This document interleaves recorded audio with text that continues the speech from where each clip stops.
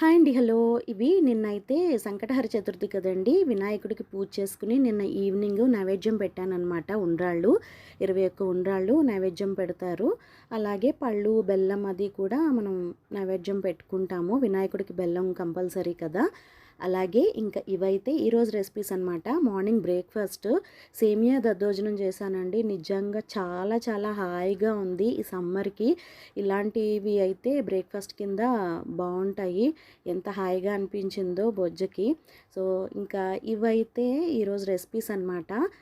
చుక్కకూర, టమాటా పప్పు, ఎర్ర కందిపప్పుతో చేసింది. ఓన్లీ ఎర్ర కందిపప్పే.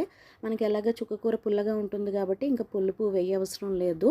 ఎక్కువ వెల్లుల్లిపాయలు నెయ్యితో పోపు పెట్టాననమాట. మళ్ళీ నూనెతో పోపు పెట్టి వడ్డించుకునేటప్పుడు నెయ్యి వేసి ఇంకా అంత ఎక్కువ లేకుండా నెయ్యితోనే పోపు పెట్టేస్తూ ఉంటాను. ఇంకా ఇదైతే పొట్లకాయ కర్రీ అండి. పొట్లకాయ జీలకర్ర కారం అనమాట. ఇంకా ఇవైతే ఈరోజు రెసిపీస్.